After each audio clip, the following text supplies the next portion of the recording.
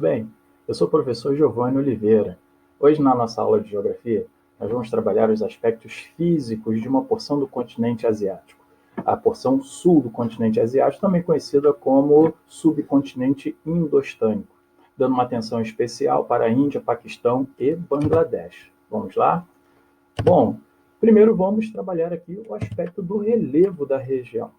É um relevo que foi formado há algumas dezenas de milhões de anos, a partir de uma movimentação da placa indo-australiana que colidiu com a porção sul da placa euroasiática.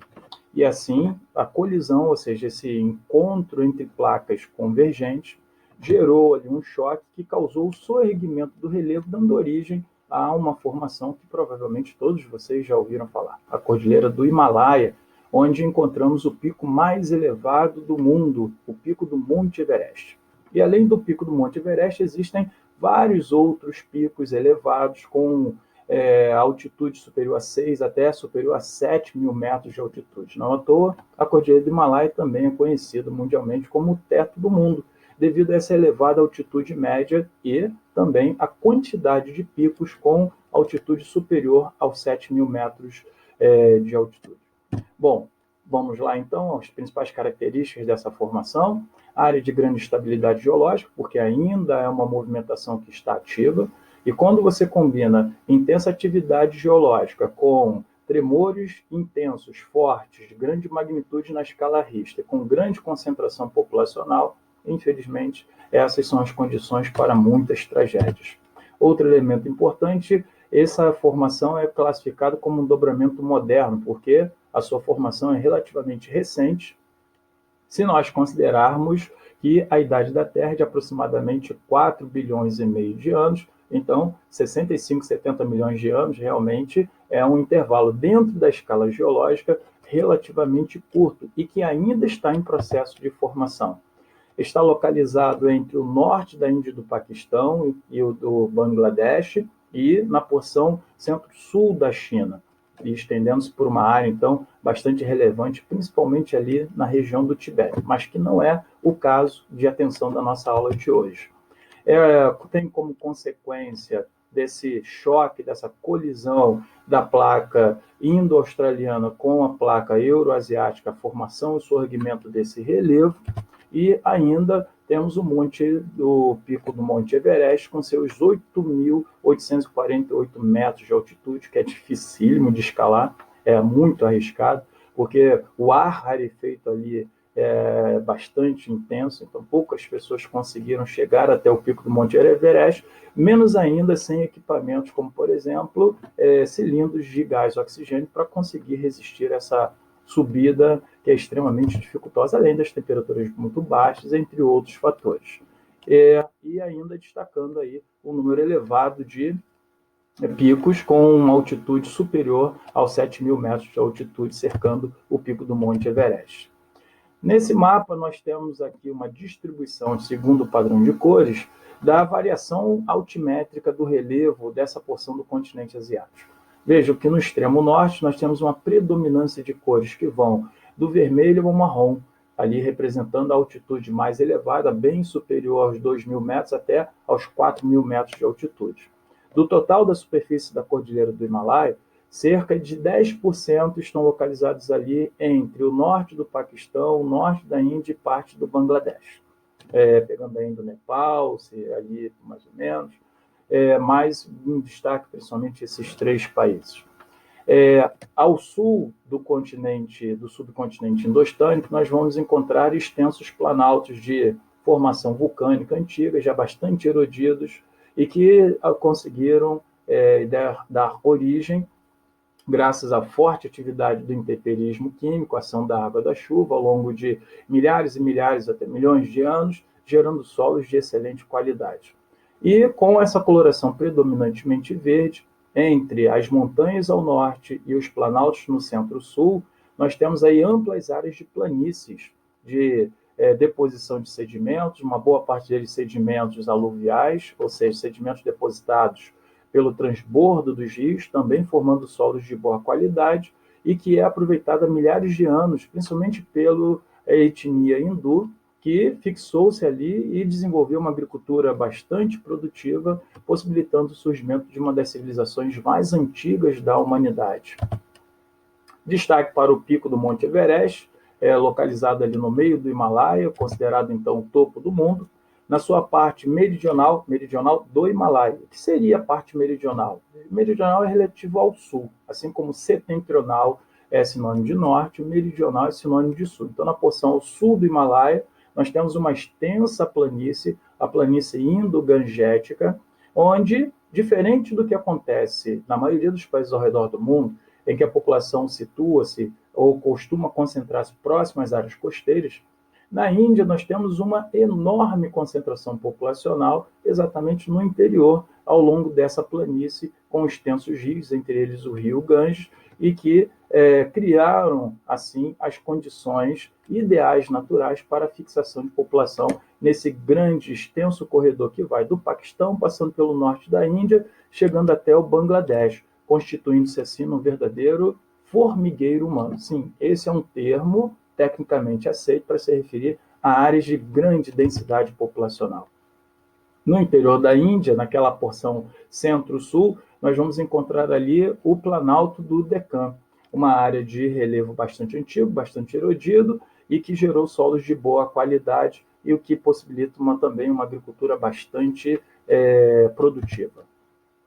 Quanto ao clima, a marca principal do clima dessa região é o chamado clima das monções. O que seria o clima das monções?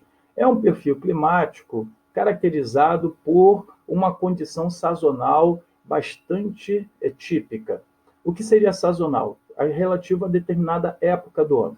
Então, nós temos um período em que as altas pressões que se formam no interior do continente asiático trazem ventos frios desde o Ártico, passando pelo interior da Ásia até mesmo do Himalaia, trazendo para o sul esses ventos frios e secos, e assim gerando um período de forte estiagem com temperaturas relativamente baixas no sentido do continente para a faixa costeira. Essas são as chamadas monções de inverno. Durante o inverno, sob a influência das massas polar do Ártico, obviamente, os ventos que vêm da Sibéria e passam pelo Himalaia trazem esse ar frio e seco e assim mantendo-se por aproximadamente 4 ou 5 meses ao longo do ano.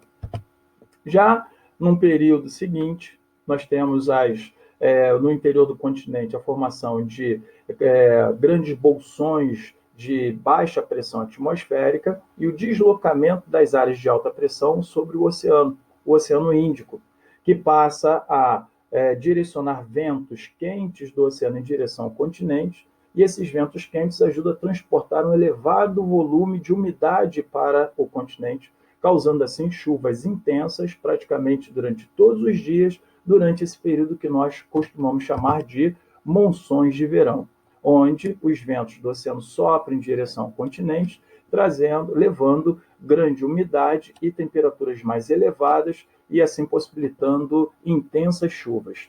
Não por acaso, a rizicultura é um tipo de cultura predominante e que encontrou ali as condições ideais para se desenvolver.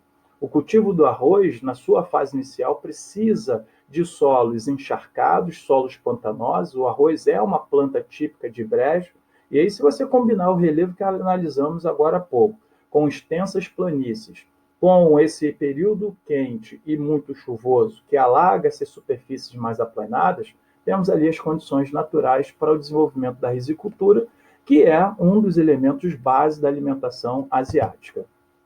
Quanto à hidrografia, entre tantos rios caudalosos que cortam essa porção do continente asiático, nós vamos dar atenção especial ao rio Ganges.